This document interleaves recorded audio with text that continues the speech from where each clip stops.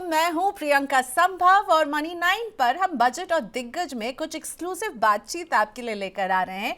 Budget से ठीक पहले ऐसे लोगों से हम बात कर रहे हैं जो इकोनॉमी को समझते हैं, जानते हैं और अर्थव्यवस्था में एक इम्पॉर्टेंट रोल भी प्ले कर चुके हैं। तो आज मेरे साथ जुड़ने वाले हैं बेहद खास मेहमान गुरशरण दास। इनका नाम किसने नहीं सुना होगा। इंडिया अनबाउंड समेत तमाम मशहूर किताबों के ऑथर हैं, आर्थिक मामलों के पारखी हैं, हार्वर्ड यूनिवर्सिटी के पढ़े हुए हैं, प्रॉक्टर एंड गैम्बल इंडिया के सीईओ रहे और बाद में इसकी parent company Procter and Gamble world wide के मैनेजिंग डायरेक्टर भी बने रहे।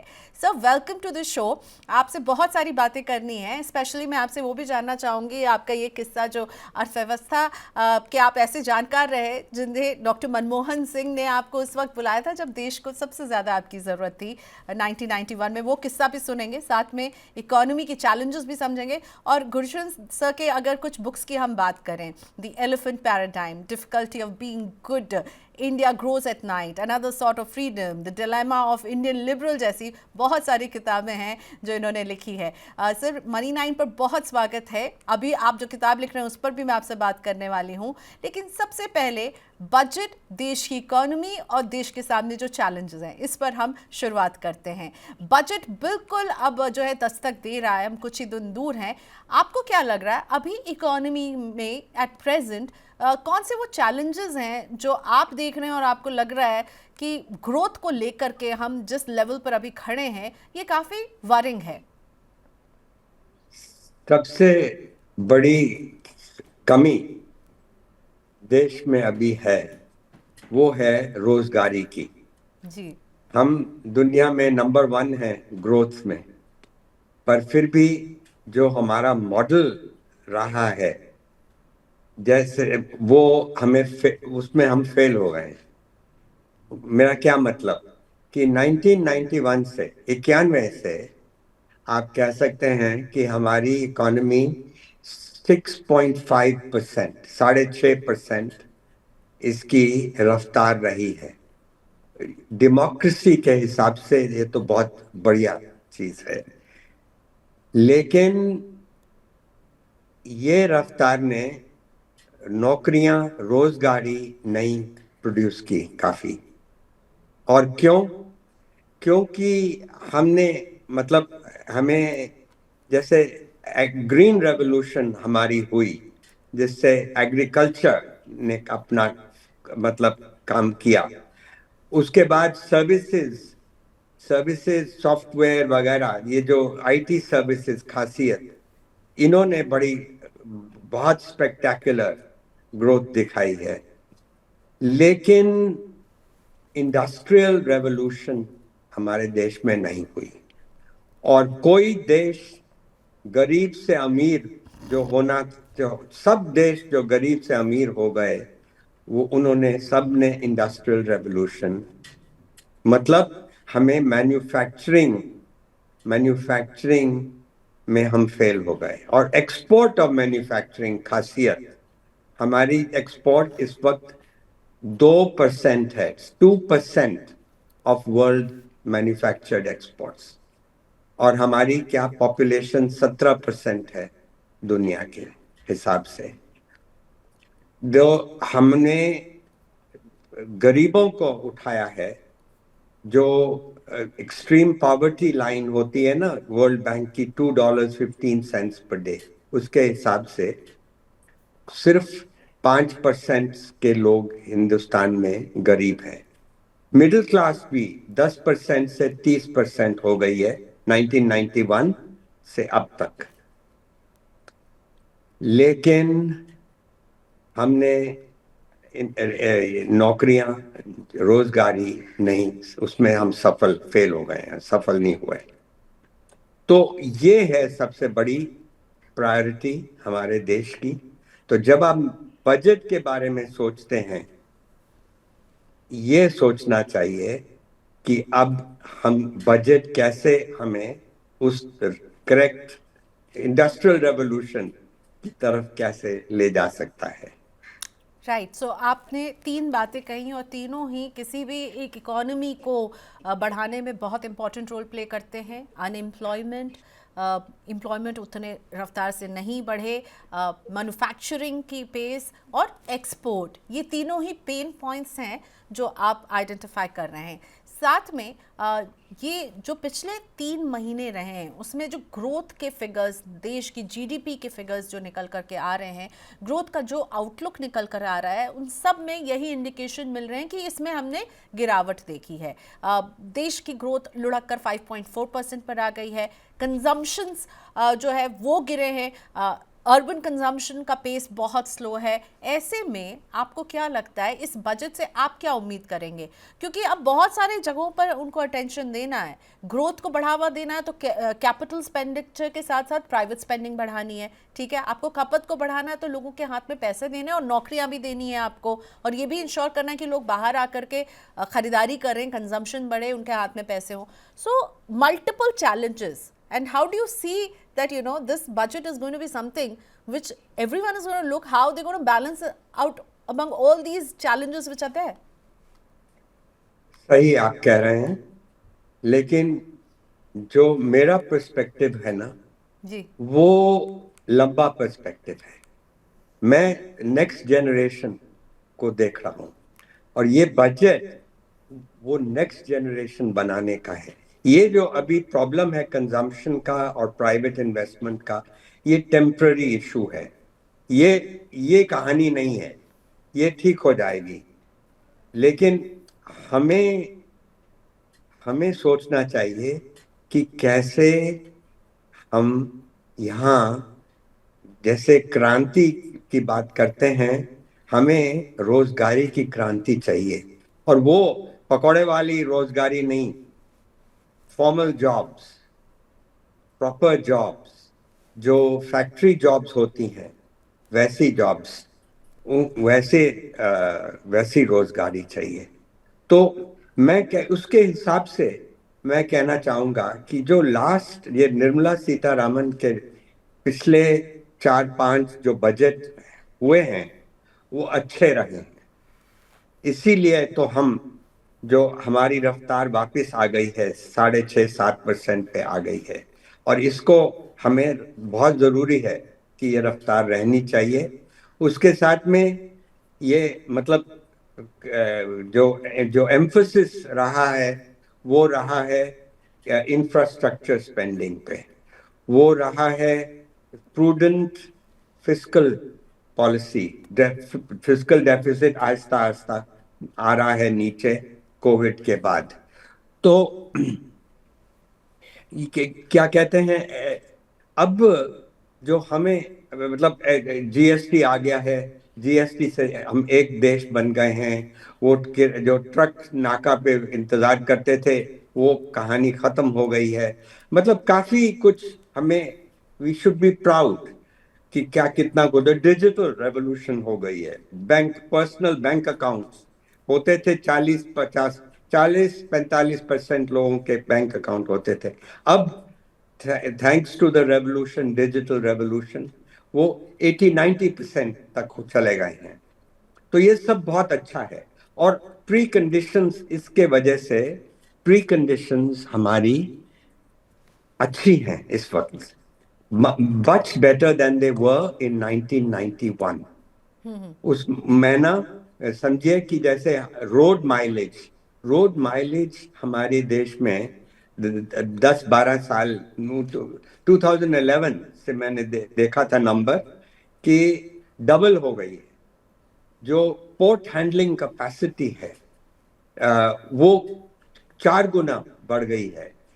तो लॉजिस्टिक्स में काफी फायदा आ गया है, और डिजिटल रेवोल्यूशन की वजह से करप्शन भी थोड़ी कम हो गई है। जैसे अब फेसलेस असेसमेंट हम देखते हैं इनकम टैक्स में, तो मैंने तो इनकम टैक्स ऑफिसर का मुंह नहीं देखा 5 सालों से। तो ये काफी लोग ये कहते हैं। तो मतलब कि अब क्या करना चाहिए हमें बजट के लिए, ये आपका सवाल है ना? जी, जी। और तो अगर हाँ आप तो कह रहे हैं रोजगार क्रांति की जरूरत है, तो आपको क्या लगता है इस स्पेस में क्या करने की जरूरत है? जॉब्स बढ़ाने के लिए क्या करे सरकार? एक हमारे पास मनरेगा जैसा एक प्लान सरकार हाँ की एक नीति रहती है, लेकिन क्या वो काफी है? उससे आगे और हाँ कैसे बढ़े? पीएलआई, बिल्कुल ईएलआई, बिल्कुल what needs to be done? correct. So the now the budget cannot do everything, but the budget can signal. Nirmala Sitharaman, the finance minister, can signal a lot of things. It's the reforms that we need to do. So एक तो है कि let us continue the thrust in infrastructure spending. दूसरा है कि fiscal deficit को भी नीचे आहिस्ता आहिस्ता लेके आना है. We have to be prudent. 4%, 4.4.5% भी आ जाए तो उसकी रफ्तार डाउनवर्ड होनी चाहिए. मतलब कि government is not crowding out private investment. That's what it's saying. तीसरा है एक्सपोर्ट थ्रस्ट ना. हमारे जो टैरिफ्स हैं ना वो बहुत ऊंचे हैं. सबसे ट्रम्प कहते हैं, मिस्टर ट्रम्प अमेरिका के प्रेसिडेंट, कि India is the king of tariffs. राजा है टैरिफ्स का. वैसे सही सही कहते हैं कि हमारे सबसे दुनिया से ज्यादा टैरिफ्स हैं. और ये जैसी हमारे जैसा हमारा देश है, ये इट्स अ सैड थिंग. हमें दुखी होनी चाहिए कि हम टैरिफ्स के राजा हैं. ये एक्सपोर्ट ड्यूटी जो होती है उसके राजा हैं. और कि हम बच्चे हैं, हम अभी तक चल नहीं सके. तो ये हमें इन और टैरिफ्स का जो कहते हैं ना, टैरिफ स्ट्रक्चर इज इन्वर्टेड. तो हमें we have to join the global supply chains if we have to be successful as a manufacturing. We cannot, we think we have a big domestic market. No. No country has a big enough market to create that industrial revolution. Every country depended on exports. तो ये करना है, exports करने हैं. अब क्या और भी छोटी चीजें मैं बता सकता हूँ. प्राइवेटाइजेशन, वो वहां हम फेल हो गए हैं. 4 सालों से प्राइवेटाइजेशन नहीं की और we have lost an opportunity to raise resources. But to for jobs, I give you an example. Example है iPhone 16. iPhone 16, India is today producing 18% of the world's exports. और एक साल से पहले 0 था. और ये प्रोडक्शन ने एक जगह, मतलब तमिलनाडु में सबसे ज्यादा है ये, वहां फैक्ट्रियां बनाई हैं जो एक्सपोर्ट, मतलब मैन्युफैक्चरर्स की, जहां एक फैक्ट्री में 45,000 लोग काम करते हैं और 70% औरतें हैं. और टोटल एम्प्लॉयमेंट 150, 1.5 लाख की एम्प्लॉयमेंट की है डायरेक्ट एम्प्लॉयमेंट, और इनडायरेक्ट 4.5 लाख की, मतलब 6 लाख लोगों को नौकरी मिली है. तो ऐसी चीज, ये रास्ता है. एक रास्ता ये है. मतलब मैं सर्विसेज की बात नहीं करना चाहता क्योंकि वो तो एक अच्छी रफ्तार पे है. तो ये मैन्युफैक्चरिंग के लिए एप्पल कंपनी जो बनाती है एप्पल iPhone 16, ये हिंदुस्तान में क्यों आए? क्योंकि उन्हें डर है कि चीन में प्रॉब्लम्स हो रहे हैं. ऐसे ये इंडिया का चांस है. लोग, बहुत सारे ग्लोबल मैन्युफैक्चरर्स जो चीन में हैं, वो दूसरी लोकेशन ढूंढ रहे हैं क्योंकि उन्हें डर है. चीन जो चीन में गड़बड़ हो रही है. तो वैसे ही जैसे एप्पल आए यहाँ, हमें मतलब चीफ मिनिस्टर, स्टेट के चीफ मिनिस्टर, जैसे स्टालिन जो है ना चीफ मिनिस्टर तमिलनाडु के, वो गए डिट्रॉइट में और वो फोर्ड के चीफ एग्जीक्यूटिव को मिले और उन्होंने कहा कि भाई एक फैक्ट्री आपकी यहाँ खाली है तो आप क्यों नहीं प्रोड्यूस करते। वो कहते, उन्होंने कहा कि भाई फोर्ड गाड़ियां ऑटोमोबाइल्स प्रोड्यूस करते हैं। तो उन्होंने कहा कि भाई हमारी मार्केट शेयर काफी नहीं थी इसलिए हमने फैक्ट्री बंद कर दी। तो स्टालिन ने उनको कन्विंस कर दिया कि भाई आप एक्सपोर्ट करो हिंदुस्तान से, और उन्होंने मान लिया और अब वो फैक्ट्री एक्सपोर्ट कर रही है। जैसे वियतनाम के प्राइम मिनिस्टर, जब उन्होंने सुना कि आईफोन 16 हिंदुस्तान के पास चला गया है, वियतनाम पे नहीं आ रहा, वो ही flow from from Vietnam to Cupertino California, headquarters of Apple. और उन्होंने कहा कि भाई अब हमें हम आईफोन तो खो गए हैं, तो लेकिन हमें आईपैड, हमें टैबलेट दीजिए, और वो मान गए। तो ऐसे ही हमारा तरीका होना चाहिए। सब जो लेबर इंटेंसिव सेक्टर्स हैं ना, जैसे कपड़े, जूते, खिलौने, फूड प्रोसेसिंग, इलेक्ट्रॉनिक असेंबली, ये सब लेबर इंटेंसिव, जितने यहाँ ज्यादा लेबर लगती है, ये सेक्टर्स में हमें हमारे मतलब जैसे मैं ये नहीं कह रहा कि मोदी साहब को जाना चाहिए, पर चीफ मिनिस्टर को जाना पड़ेगा। अगर अपने स्टेट में नौकरियां चाहते हो भाई, तो आपको बाहर जाना पड़ेगा, जैसे वियतनाम के प्राइम मिनिस्टर करते हैं। तो ये तरीका है, और इससे फिर कंपोनेंट मैन्युफैक्चरर्स को लाना होगा, और वहां एसएमईज हमारे जो हैं उनका फायदा होगा, वो सप्लायर्स बन जाएंगे to the component manufacturers, to the big manufacturers. So जो बढ़िया कंपनी, हमें बड़ी एक्सपोर्टिंग जो वर्ल्ड ब्रांड्स है ना, कपड़े में, जूते में, सब चीजों में वर्ल्ड ब्रांड्स को लाना है, जैसे एप्पल आए यहाँ।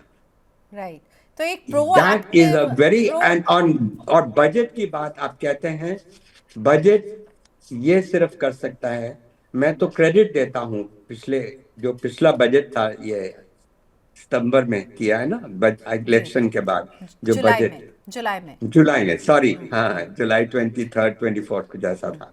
तो उस वक्त गवर्नमेंट समझ गई कि भाई वोट वोट नहीं मिले उनको जितने चाहते थे, 400 पार कह रहे थे, नहीं मिले।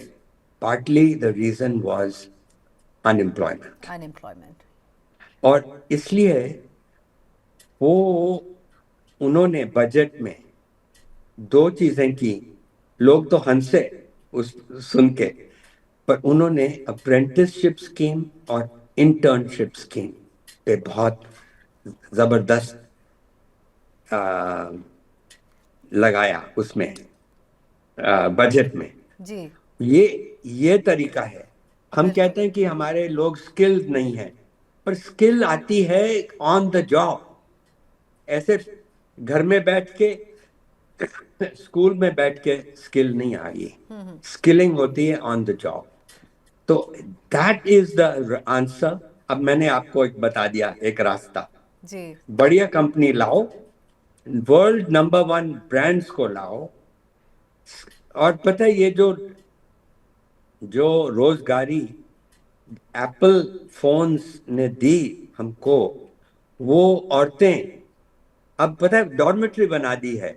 18,000 औरतें एक डॉर्मेट्री में रह रही हैं फैक्ट्री के नजदीक। अब देखिए, और उसके ऊपर मैं ये कहूंगा कि ये जो ये अगर हम इस पे, ये एक तरीका है, और भी तरीके हैं रोजगारी लाने के लिए, पर ये एकदम हम इम्प्लीमेंट कर सकते हैं। इसके लिए लेकिन रिफॉर्म्स और भी चाहिए, और बजट में ये सिग्नल कर सकते हैं, सिग्नल कर सकते हैं कि टैरिफ्स नीचे आएंगे। वो तो mister Trump will make sure कि हमारे टैरिफ्स नीचे आते हैं, पर ऑल्सो कि हमें रिफॉर्म्स करना है, लेबर रिफॉर्म्स करने हैं, जो कोशिश की थी रिफॉर्म्स करने की, लैंड रिफॉर्म्स, लेबर रिफॉर्म्स, ये रिफॉर्म्स करने हैं हमें। और एक मतलब एकाग्रता से करने हैं। Gurcharan sir, I want to talk to you about income tax. ठीक है, जब भी बजट आता है तो सब लोग कहते हैं कि इनकम टैक्स में क्या होगा। एक जो मिडिल क्लास है उसकी बहुत सारी उम्मीदें रहती हैं। आपको लग रहा है कि इस बार क्या सरकार के पास वो गुंजाइश है कि बजट में टैक्स पेयर्स को गुड न्यूज़ मिल सकती है?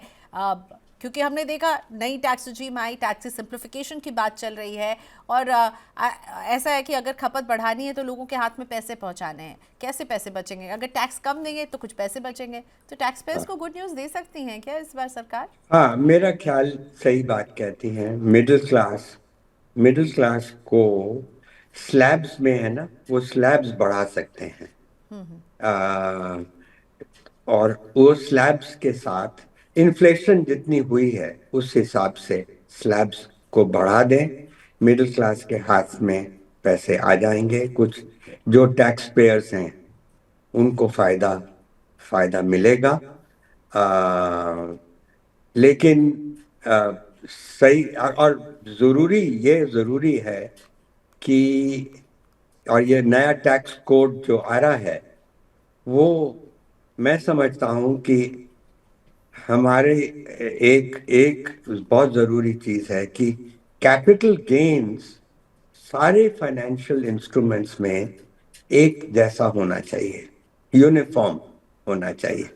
अगर इक्विटीज बेचो, डेट बेचो, जमीन बेचो, घर बेचो, कोई जो आपका इंस्ट्रूमेंट है उसकी एक बराबर उसका long term capital gains tax होना चाहिए।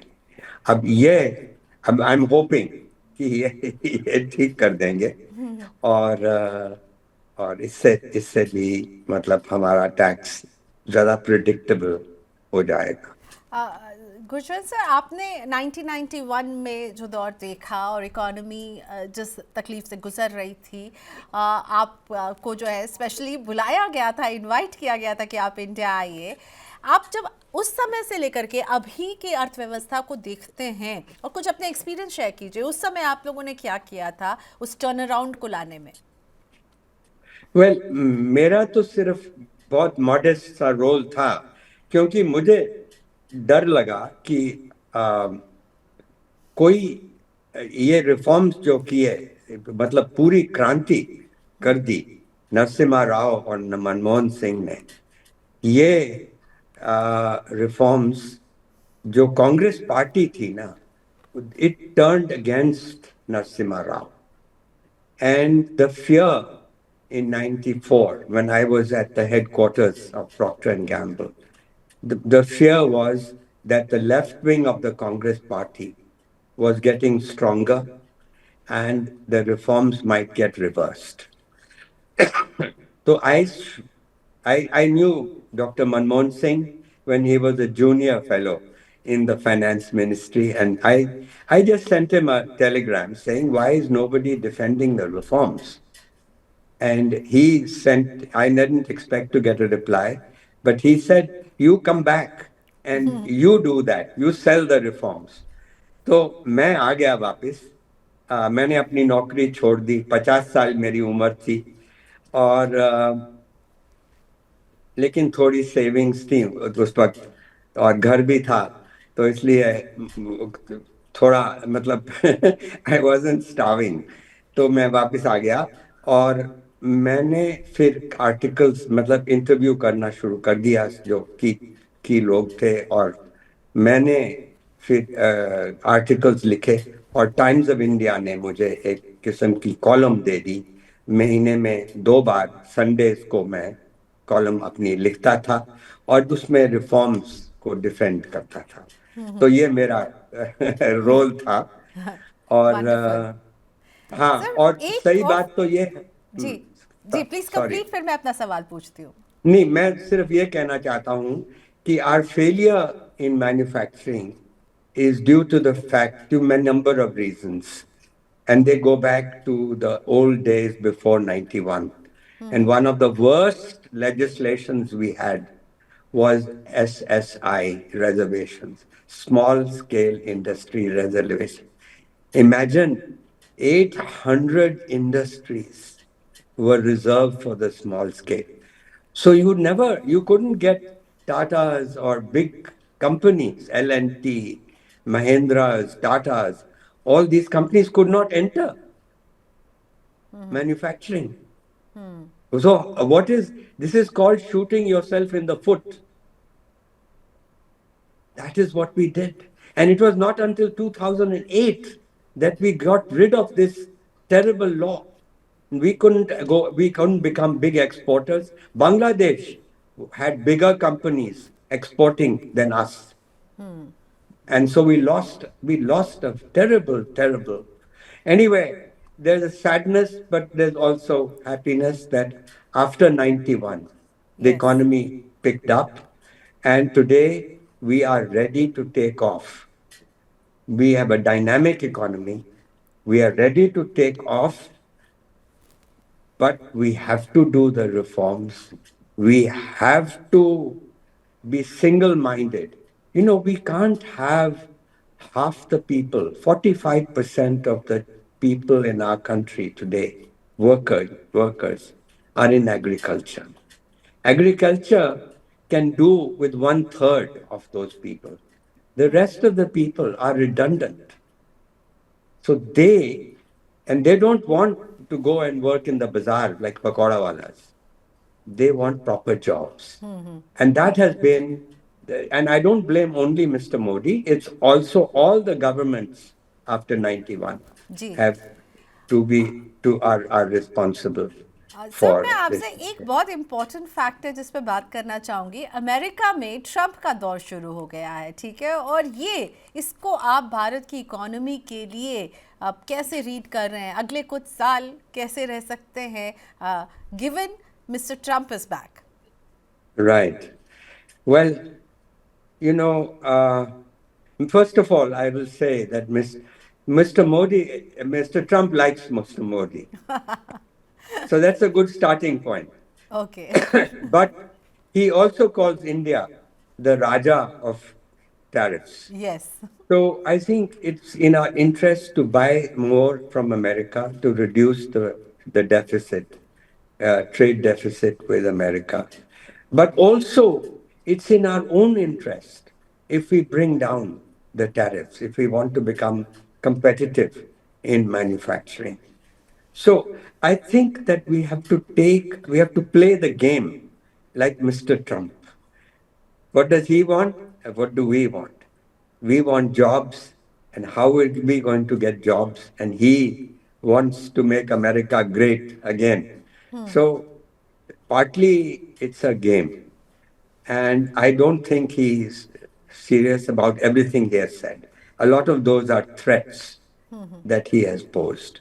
जी I mean, if he raises those tariffs on Canada, Mexico, etc., the American economy, the inflation, because there's so many companies who have factories. When NAFTA came during Clinton's time, the free trade agreement between the North American countries, a lot of American companies, including Procter and Gamble, we shifted our factories to Mexico because it was cheaper to make over there. So this way, he's going to import a lot of inflation, and I don't think he means to do that. That would be a disaster for America to okay do that, and of तो course हमें it will इसमें hurt एक the rest middle of the path जो है वो ढूंढना होगा जहां दोनों देशों में सहमति बिल्कुल, हो और yeah. बन सकती है, क्योंकि जैसा कि आपने कहा हमारे प्रधानमंत्री और उनके संबंध जो हमें दिखते हैं यहाँ से वो तो अच्छे दिखते हैं।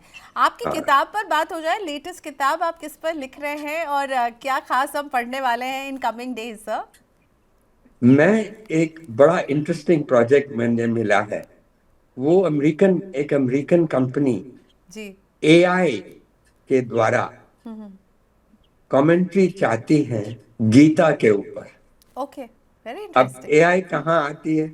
क्यों वो क्या करेंगे कि वो 15-20 घंटे की मेरे साथ इंटरव्यू करेंगे गीता के ऊपर, भगवत गीता के ऊपर, और वो मेरी आवाज को क्लोन करेंगे और उसके बाद जो रीडर है ना, पढ़ेगा, जो वीडियोस भी होंगे, पर ये जो पढ़ेगा हर चैप्टर के बाद डिस्कशन होगी, वो मेरी आवाज के साथ होगी। उनकी रीडर कोई सवाल पूछेगा रीडर, तो एआई आपको जवाब दे देगा। तो इसलिए इसके हिसाब से काफी नई चीज बन रही है। उसके बाद किताब भी एक छपेगी। लेकिन मैंने उनसे सवाल पूछा कि भी मैं तो सुनिए, मैं संस्कृत स्कॉलर नहीं हूँ, संस्कृत जानता हूँ पर संस्कृत स्कॉलर नहीं हूँ। और मैं मतलब I am not a spiritual leader और a spiritual person. I am like an आम आदमी। और एंड ऑल्सो गीता के ऊपर हंड्रेड्स ऑफ कमेंट्रीज हो गई हैं। तो मैं नई चीज क्या कहूंगा? उन्होंने मुझे जवाब दी तो मैंने पहले रिफ्यूज कर दिया। तो फिर जब दूसरी बार फोन आया ना, तो उन्होंने कहा कि जो मैंने मतलब जो आपने difficulty of being good Mahabharata के ऊपर किया, जो कमेंट्री आपने महाभारत के ऊपर लिखी, वैसी कमेंट्री हम चाह रहे थे गीता के ऊपर। ओके, सो तो समथिंग रियली इंटरेस्टिंग। एआई के इट्स वेरी साथ इंटरेस्टिंग। एआई के साथ मैं पहली बार ऐसी बात सुन रही हूँ जो आप करने वाले हैं, so best of luck with that sir. पर कमिंग बैक, क्योंकि हम बजट के ठीक पहले मिल रहे हैं, आपने बहुत सारी बातें कही हैं और जिसमें आपने कहा रिफॉर्म जो है वो बहुत ज़रूरी है देश को आगे ले जाने के लिए, क्योंकि आप नियर टर्म ग्रोथ नहीं, आप लॉन्ग टर्म ग्रोथ की जब बात करते हैं, तो वो कौन सी रिफॉर्म की बात है जो आप सुनना चाहेंगे जिस दिन बजट पेश होगा, जिस पर आपकी निगाहें टिकी रहेंगी कि सरकार को ये कर देना चाहिए, ये जरूर करना चाहिए? खैर, मैं कह रहा था कि बजट के दिन तो रिफॉर्म अनाउंस नहीं होते आमतौर से। छोटे छोटे रिफॉर्म्स होते हैं, पर बड़ी चीजें जैसे हमें लैंड एक्विजिशन, जो पहले मोदी गवर्नमेंट पहला टर्म में करना चाहती थी, वो करना चाहते थे। 2016 या 15 की बात है, डिमोनेटाइजेशन के पहले लैंड वो नहीं कर पाए। उसके बाद लेबर रिफॉर्म बहुत जरूरी है हमारे, और वो भी नहीं कर पाए। अब ये तो दोनों हमारे अपने देश के लिए जरूरी है कि हमें कंपेटिटिव होना है दुनिया के साथ, लेकिन अपनी इंडस्ट्री के लिए भी फायदा होगा। और जो हमारे लेबर लॉज हैं, लेबर लॉज ये नहीं है, मैं कहना चाहता कि मतलब ये लेबर का ही फायदा हो सकता है।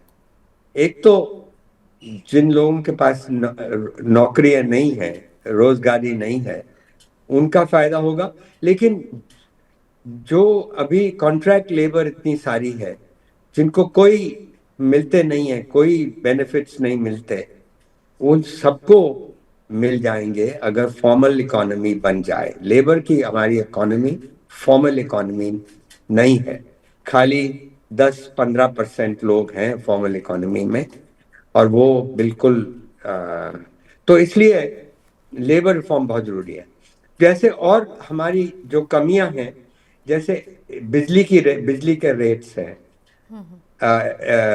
जो वो अनकम्पेटिटिव हैं। तो इसलिए पीएलआई स्कीम इसलिए बनाई थी, जिसमें अपने देश की कमियां हैं उनको न्यूट्रलाइज करने के लिए वो की थी। तो I am not a big champion of this, but if we can do the reforms, there will be much less of a reason for PLI. But yes, in the meantime, Apple shows you that the PLI can be successful.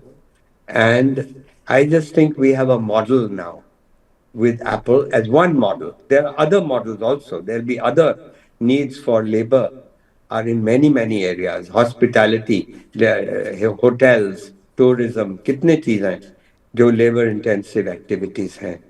But manufacturing or export of manufacturing is the part of it. Yes और demographic dividend का अगर फ़ायदा उठाना है तो रोज़गार, सही तरीके से रोज़गार पहुंचाना, सही नीतियां बनाना बहुत ज़रूरी हो जाता है. Thank you sir, thank you for being with us on money 9 sir. All right, तो बजट और दिग्गज में ऐसे ही कुछ खास मेहमान आते रहेंगे और बजट डे के दिन तो आपको मनी 9 पर रहना ही है ताकि हम आपके साथ देश के बजट को देख सकें, डिकोड कर सकें आसान भाषा में और उसके हर पहलू को समझ सकें. शुक्रिया हमारी इस बातचीत में जुड़ने के लिए.